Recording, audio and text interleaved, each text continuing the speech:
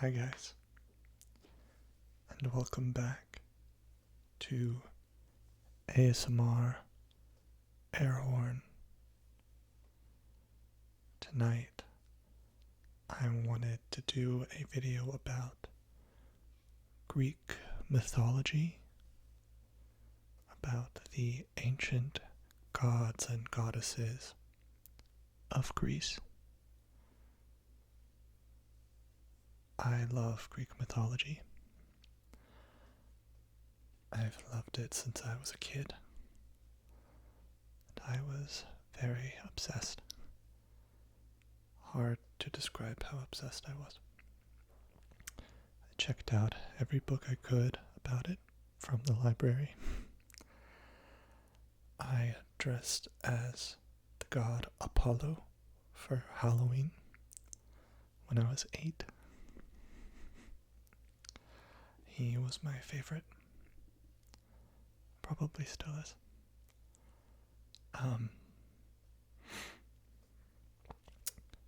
When I was in elementary school, my class put on a production of the myth of Cupid and Psyche. I really wanted to play Cupid, but I instead played a talking reed, like a blade of grass, that gave advice to Psyche. It was cute though. I wore this green toga that my mom made me, and all our parents came to watch.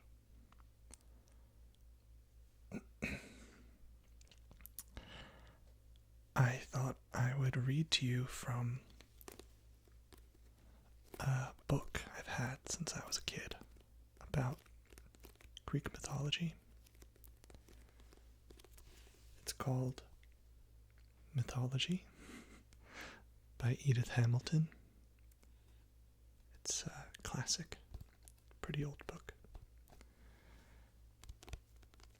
Some of you might know of it.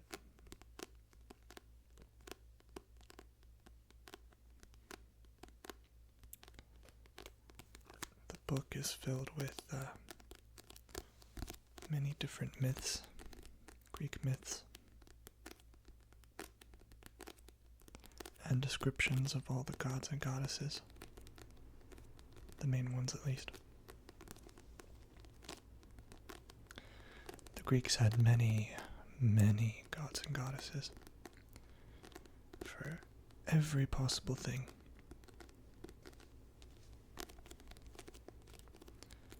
And many myths to explain what they could not explain.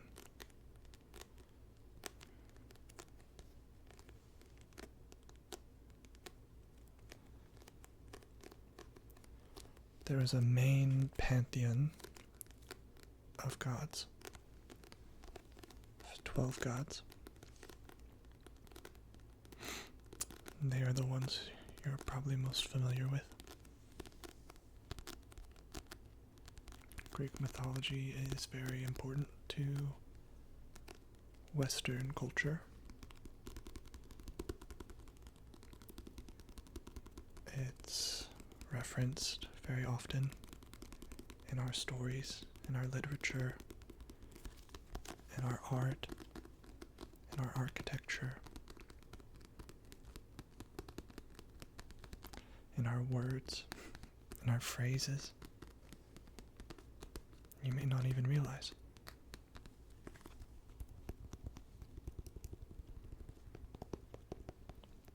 I was in New York City a little over a month ago, and I was walking around Brooklyn where I was staying, and I came across the Brooklyn Museum, and all around the top edifice, I guess you would say, all around the top of the building, there were carvings of the Greek gods and goddesses and ancient philosophers. And underneath each Greek god and goddess there was their name to tell you who they were, but you could easily identify them. if you knew your mythology. It was beautiful, but you can find many such examples of that in architecture and art.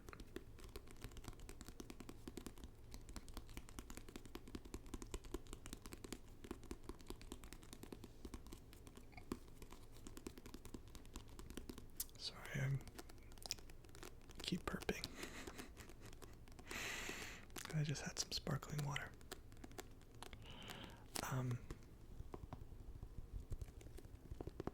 In the book, she mentions the Greek and Roman names of the gods and goddesses because they were not only the gods of the Greeks, but also the gods of the Romans who adopted the Greek religion and gave the gods Latin names.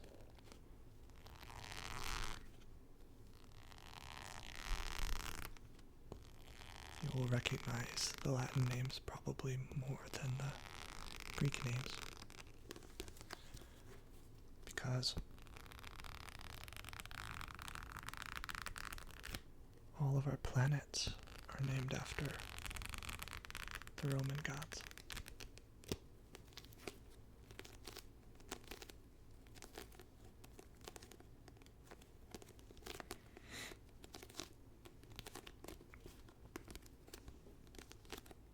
It's not sure if ancient people actually believed that the planets were the gods themselves, or just associated with them or their domains. But they could see many of the planets in the sky. They could identify them. Or the ones closest to us, like Venus and Mars and Mercury.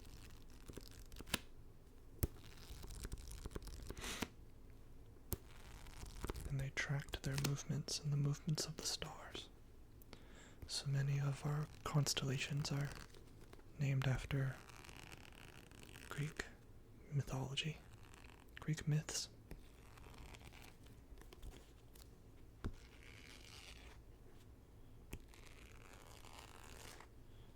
And are depictions of mythological figures. Pretty cool.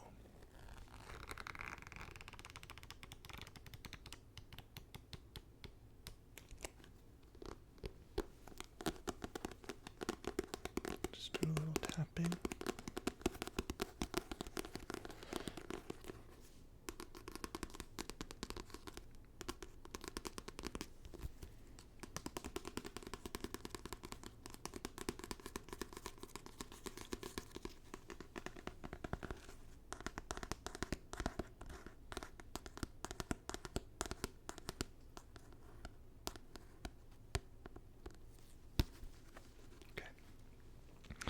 I'll start by reading the descriptions of the gods and goddesses.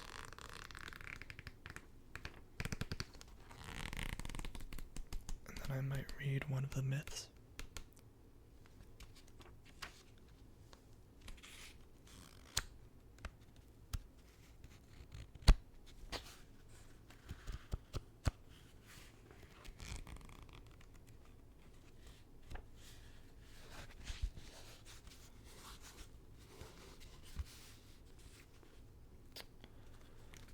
The gods, the creation, and the earliest heroes. Part 1. You can see there's a little drawing of Zeus with his thunderbolt. He was the chief among the gods, the most important.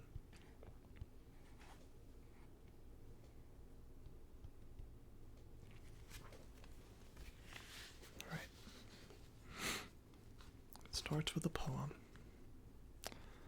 Strange clouded fragments of an ancient glory, late lingerers of the company divine, they breathe of that far world wherefrom they come, lost halls of heaven and Olympian air. The Greeks did not believe that the gods created the universe. it was the other way about. The universe created the gods. Before there were gods, heaven and earth had been formed. They were the first parents. The Titans were their children, and the gods were their grandchildren. The Titans and the 12 great Olympians. The Titans, often called the elder gods, were for untold ages supreme in the universe. They were of enormous size and of incredible strength. There were many of them, but only a few appear in the stories of mythology. The most important was Cronus, in Latin, Saturn. He ruled over the other Titans until his son Zeus dethroned him and seized the power for himself. The Romans said that when Jupiter, their name for Zeus, ascended the throne, Saturn fled to Italy and brought in the Golden Age, a time of perfect peace and happiness which lasted as long as he reigned.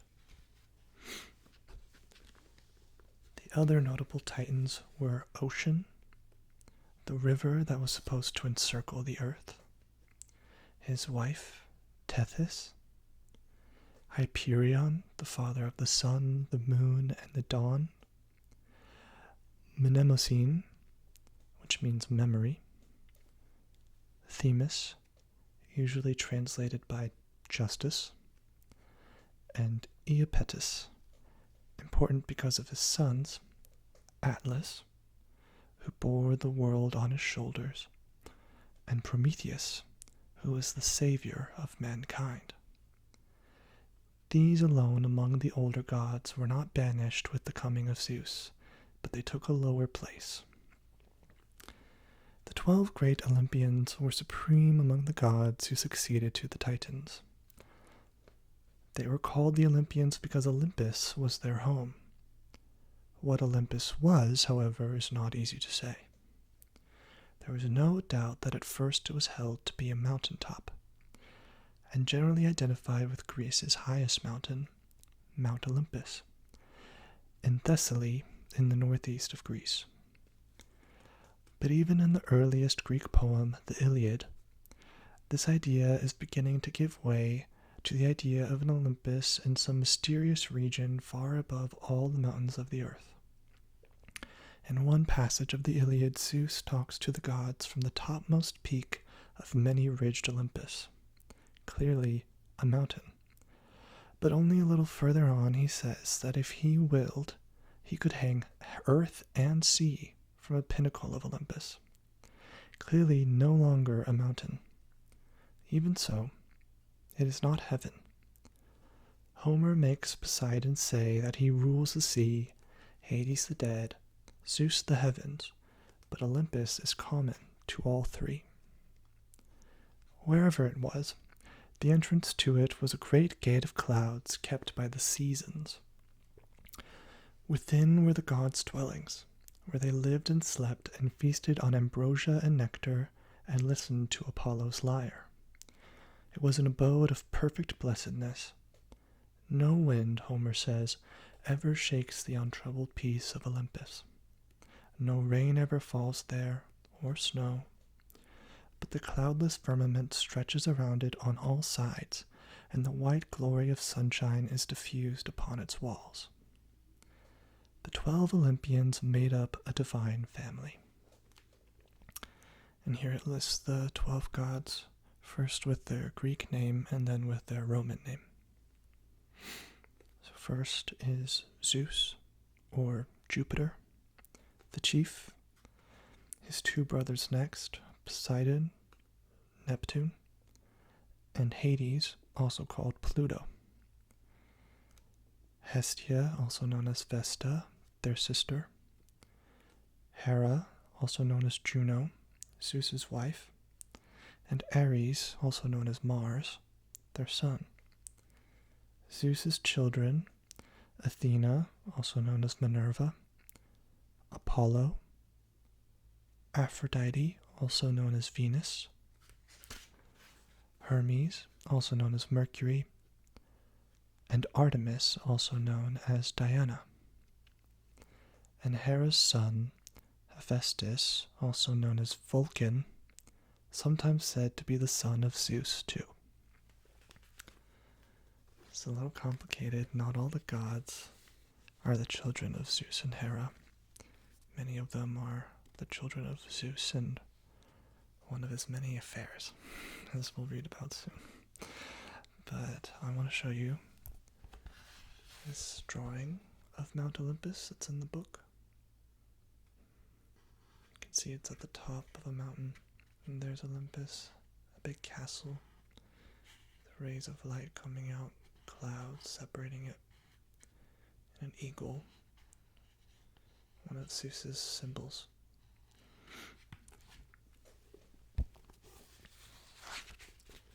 Right, now for descriptions of the gods. First is Zeus, also known as Jupiter.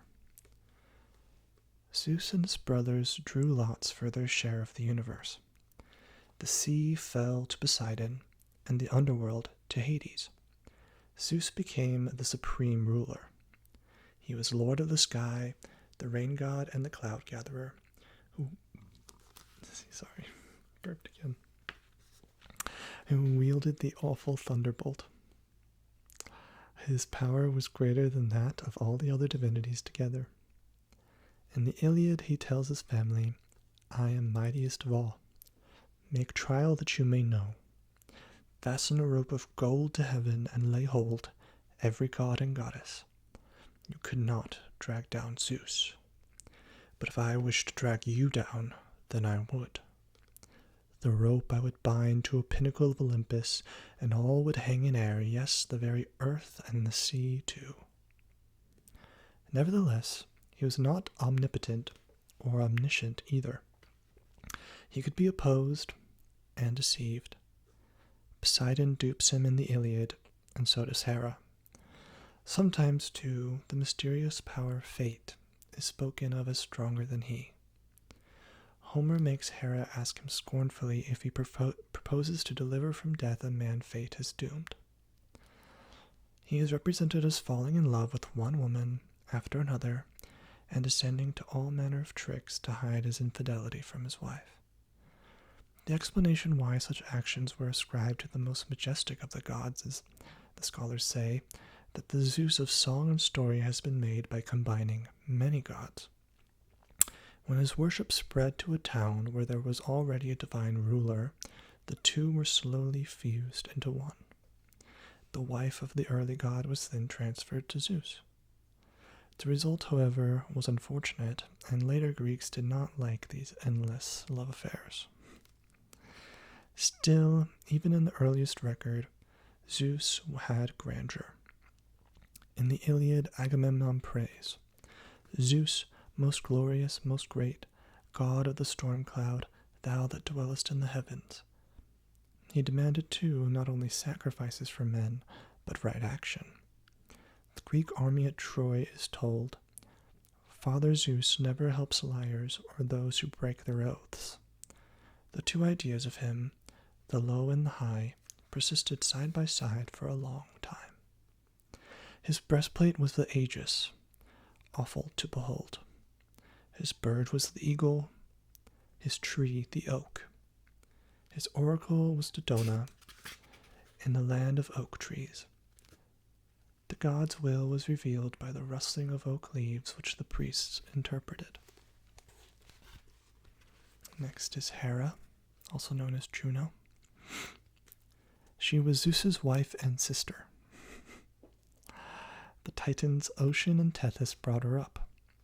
She was the protector of marriage, and married women were her peculiar care. There is very little that is attractive in the portrait the poets draw of her. She is called indeed in an early poem, golden-throned Hera, among immortals the queen, chief among them in beauty, the glorious lady, all the blessed in high Olympus revere, honor even as Zeus, the lord of the thunder. But when any account of her gets down to details, it shows her chiefly engaged in punishing the many women Zeus fell in love with, even when they yielded only because he coerced or tricked them. It made no difference to Hera how reluctant any of them were, or how innocent. The goddess treated them all alike. Her implacable anger followed them and their children, too. She never forgot an injury. The Trojan War would have ended in an honorable peace, leaving both sides unconquered, if it had not been for her hatred of a Trojan who had judged another goddess lovelier than she. The wrong of her slighted beauty remained with her until Troy fell in ruins. In one important story, the quest of the Golden Fleece, she is the gracious protector of heroes and the inspirer of heroic deeds, but not in any other. Nevertheless, she was venerated in every home. She was the goddess married women turned to for help. Eileithyia, who helped women in childbirth, was her daughter. The cow and the peacock were sacred to her. Argos was her favorite city. Next is Poseidon, known as Neptune. He was the ruler of the sea, Zeus's brother, and second only to him in eminence. The Greeks on both sides of the Aegean were seamen, and the god of the sea was all important to them. The Aegean is the sea next to Greece. His wife was Aphrodite, granddaughter of the Titan Ocean. Poseidon had a splendid palace beneath the sea, but he was oftener to be found in Olympus. Besides being lord of the sea, he gave the first horse to man, and he was honored as much for the one as for the other. Lord Poseidon, from you this pride is ours, the strong horses, the young horses, and also the rule of the deep. Storm and calm were under his control. He commanded, and the storm wind rose, and the surges of the sea. But when he drove in his golden car over the waters, the thunder of the waves sank into stillness, and tranquil peace followed his smooth rolling wheels. He was commonly called Earth-shaker, and was always shown carrying his trident, a three-pronged spear, with which he would shake and shatter whatever he pleased. He had some connection with bulls, as well as with horses, but the bull was connected with many other gods too. And Hades, also known as Pluto. He was the third brother among the Olympians, who drew for his share the underworld and the rule over the dead. He was also called Pluto, the god of wealth, of the precious metals hidden in the earth. The Romans, as well as the Greeks, called him by this name, but often they translated it into dis, the Latin word for rich. He had a far-famed cap, or helmet, which made whoever wore it invisible. It was rare that he left his dark realm to visit Olympus or the earth, nor was he urged to do so. He was not a welcome visitor. He was unpitying, inexorable, but just. A terrible, not an evil god.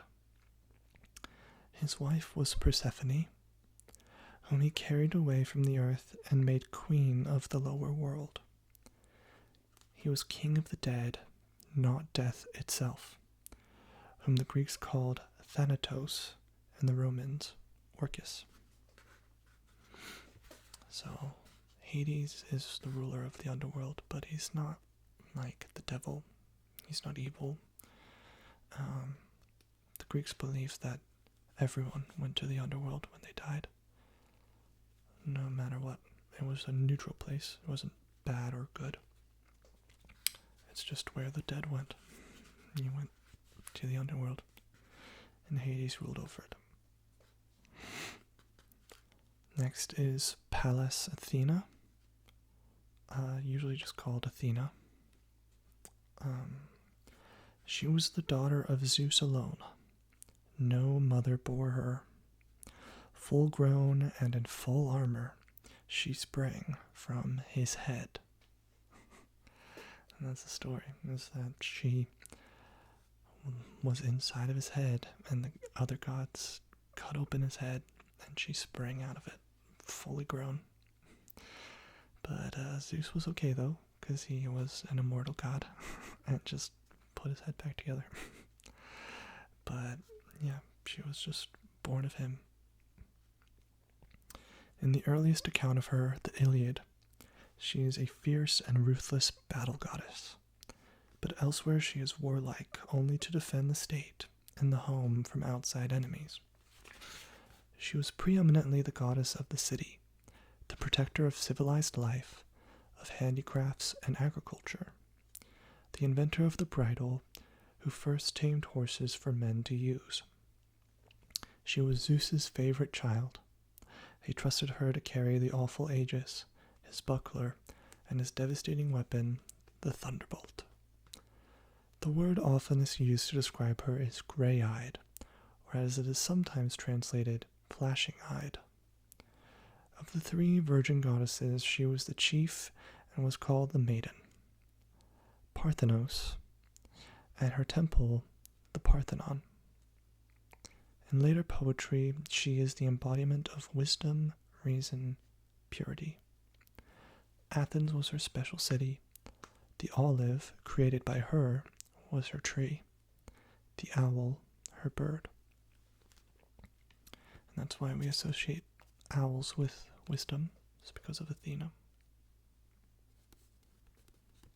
Next is Phoebus Apollo, usually just called Apollo.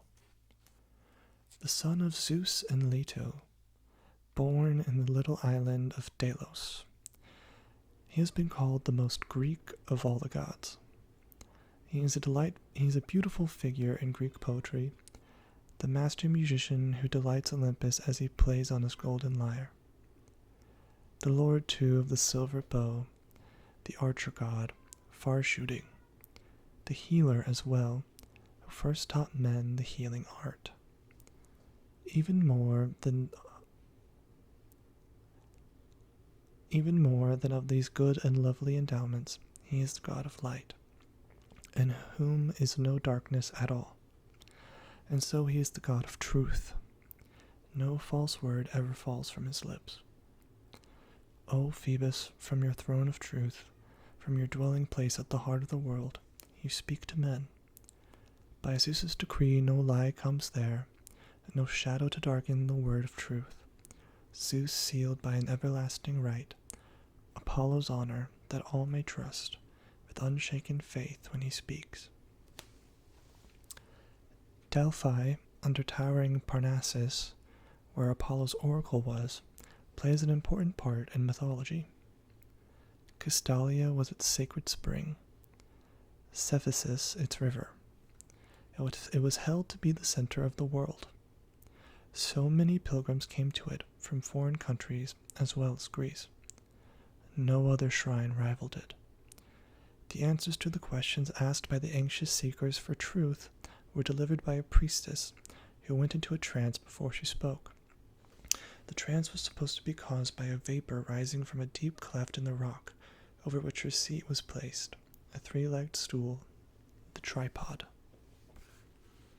Apollo was called Delian from Delos, the island of his birth, and Pythian from his killing of a serpent, Python, which once lived in the caves of Parnassus. It was a frightful monster and the contest was severe, but in the end the god's unerring arrows won the victory. Another name often given him was the Lycian, variously explained as meaning wolf god, god of light, and god of Lycia. In the Iliad, he is called the Sminithian, the mouse god, but whether because he protected mice or destroyed them, no one knows. Often he was a sun god too. His name Phoebus means brilliant or shining. Accurately, however, the sun god was Helios, child of the Titan Hyperion. Apollo at Delphi was a purely beneficent power, a direct link between gods and men, guiding men to know the divine will, showing them how to make peace with the gods. The purifier, too, able to cleanse even those stained with the blood of their kindred. Nevertheless, There are a few tales told of him which show him pitiless and cruel. Two ideas were fighting in him as in all the gods, a primitive, crude idea, and one that was beautiful and poetic. In him only a little of the primitive is left. The laurel was his tree. Many creatures were sacred to him, chief among them the dolphin and the crow. Next is Artemis, also called Diana, also called Cynthia from her birthplace, Mount Cynthus in Delos. Apollo's twin sister, daughter of Zeus and Leto. She was one of the three maiden goddesses of Olympus. Golden Aphrodite, who stirs with love all creation, cannot bend nor ensnare three hearts. The pure maiden Vesta, grey-eyed Athena, who cares but for war and the arts of the craftsman, Artemis, lover of woods and the wild chase over the mountains. She was the lady of wild things, huntsman and chief to the gods, an odd office for a woman. Like a good huntsman, she was careful to preserve the young. She was the protectress of dewy youth everywhere. Nevertheless, with one of those startling contradictions so common to mythology, she kept the Greek fleet from sailing to Troy until they sacrificed a maiden to her. And many other stories too. She is fierce and revengeful.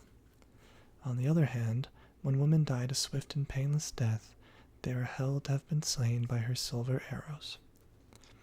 As Phoebus was the sun, she was the moon, called Phoebe and Selene, Luna in Latin. Neither name originally belonged to her. Phoebe was a Titan, one of the older gods. So too was Selene, a moon goddess indeed, but not connected with Apollo. She was the sister of Helios, the sun god with whom Apollo was confused. In the later poets, Artemis is identified with Hecate. She is the goddess with three forms: Selene in the sky, Artemis on earth, Hecate in the lower world, and in the world above when it is wrapped in darkness. Hecate was the goddess of the dark of the moon, the black nights when the moon is hidden.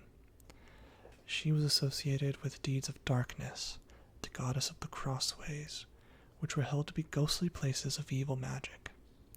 An awful divinity, Hecate of hell, mighty to shatter every stubborn thing. Hark, hark, her hounds are baying through the town, where three roads meet. There she is standing.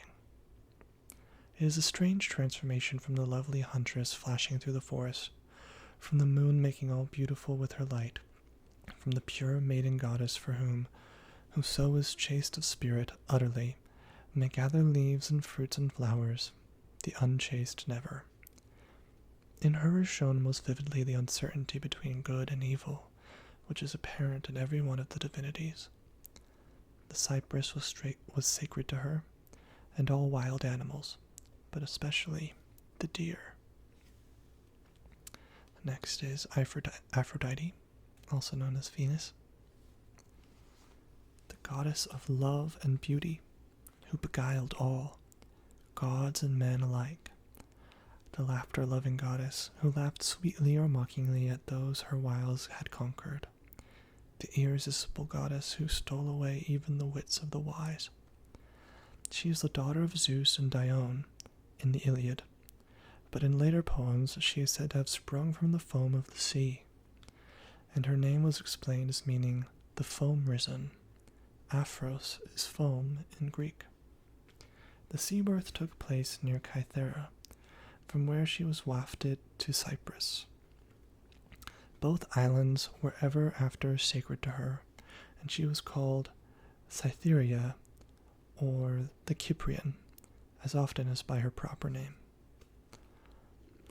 One of the Homeric hymns, calling her beautiful golden goddess, says of her, "The breath of the west wind bore her over the sounding sea, up from the delicate foam to wave-ringed Cyprus, her isle, and the hours golden-wreathed welcomed her joyously. They clad her in raiment immortal, and brought her to the gods. Wonder seized them, all as they saw violet-crowned Cytherea. There's a very famous painting of Aphrodite being birthed at sea, and she's riding on a seashell, standing there naked, as the winds, the gods representing the winds, blow her towards the island where she is born. Very famous Renaissance painting.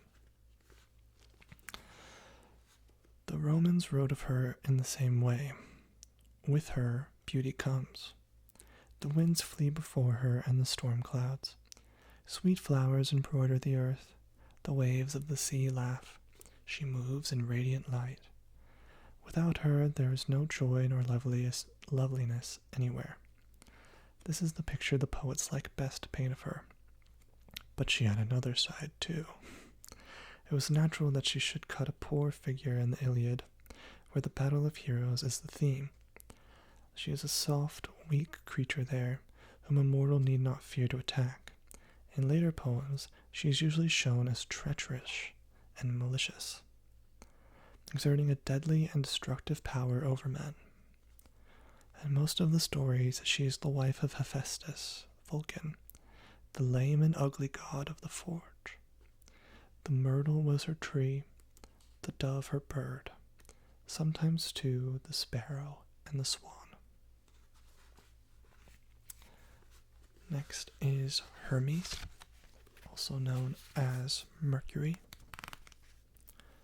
Zeus was his father, and Maia, daughter of Atlas, his mother. Because of a very popular statue, his appearance is more familiar to us than that of any other god. He was graceful and swift of motion. On his feet were winged sandals. Wings were on his low-crowned hat, too, and on his magic wand, the caduceus. He was Zeus's messenger, who flies as fleet as though to do his bidding. Who flies as fleet as thought to do his bidding. Of all the gods, he was the shrewdest and most cunning. In fact, he was the master thief, who started upon his career before he was a day old. The babe was born at the break of day, and ere the night fell he had stolen away Apollo's herds. Zeus made him give them back, and he won Apollo's forgiveness by presenting him with the lyre which he had just invented, making it out of a tortoise's shell. Perhaps there was some connection between that very early story of him and the fact that he was god of commerce and the market, protector of traders. In odd contrast to this idea of him, he was also the solemn guide of the dead, the divine herald who led the souls down to their last home. He appears oftener in the tales of mythology than any other god. Ares, also known as Mars, the god of war, son of Zeus and Hera, both of whom Homer says detested him. Indeed, he is hateful throughout the Iliad, poem of war though it is. Occasionally the heroes rejoice in the delight of Ares' battle, but far oftener in having escaped the fury of the ruthless god. Homer calls him murderous, blood-stained, the incarnate curse of mortals, and strangely a coward too, who bellows with pain and runs away when he is wounded. Yet he has a train of attendants on the battlefield which should inspire anyone with confidence. His sister is there, Eris, which means discord, and Strife, her son. The goddess of war, Enyo, in Latin Bellona, walks beside him, and with her are terror and trembling and panic. As they move, the voice of groaning arises behind them, and the earth streams with blood. The Romans liked Mars better than the Greeks liked Ares. He never was to them the mean, whining deity of the Iliad, but magnificent in shining armor, redoubtable, invincible.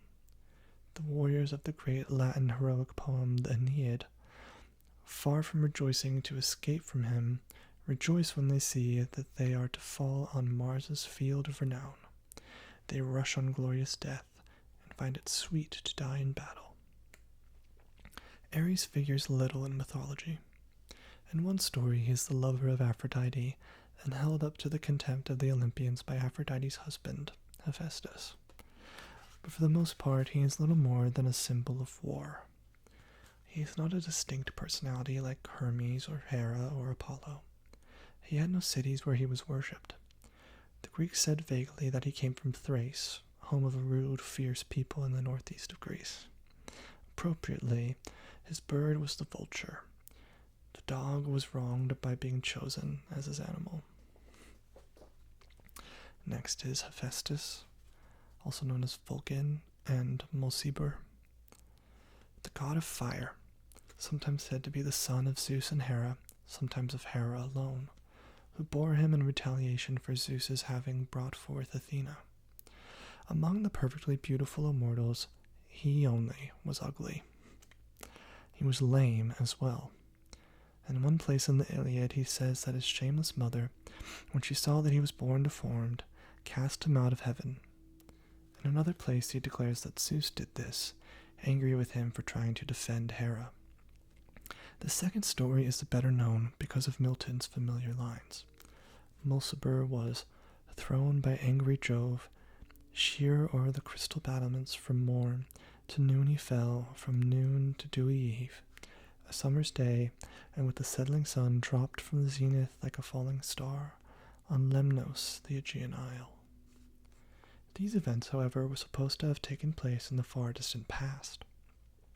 In Homer, he is in no danger of being driven from Olympus.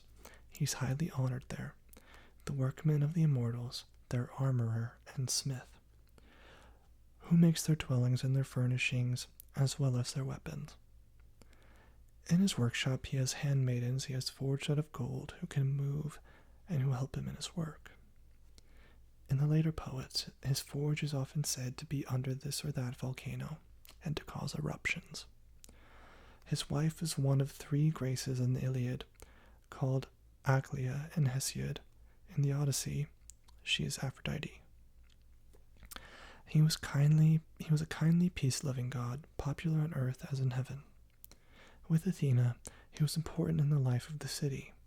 The two were the patrons of handicrafts, the arts which, along with agriculture, are the support of civilization. He the protector of the smiths, as she of the weavers. When children were formally admitted to the city organization, the god of the ceremony was Hephaestus. And lastly is Hestia, also known as Vesta. She was Zeus's sister, and like Athena and Artemis, a virgin goddess. She has no distinct personality, and she plays no part in the myths. She was the goddess of the hearth, the symbol of the home, around which the newborn child must be carried before it could be received into the family. Every meal began and ended with an offering to her. Hestia, in all dwellings of men and immortals, yours is the highest honor, the sweet wine offered, first and last at the feast, poured out to you duly, and never without you can gods or mortals hold banquet. Each city, too, had a public hearth sacred to Hestia, where the fire was never allowed to go out. If a colony was to be founded, the colonists carried with them coals from the hearth of the mother city with which to kindle the fire on the new city's hearth. In Rome, her fire was cared for by 6 virgin priestesses called Vestals, or Vestal virgins. I think that's a good place to stop, because the chapter just keeps going. Because there are many lesser gods after the Pantheon, and I could read about those another time. And that gives me time to read on myth in another video, if anyone would like to hear that. Let me know in the comments below. I really appreciate the people who have commented. I really appreciate your support. I know I say this in every video, but it's true. Thank you so much for watching. and I hope to see you again next time.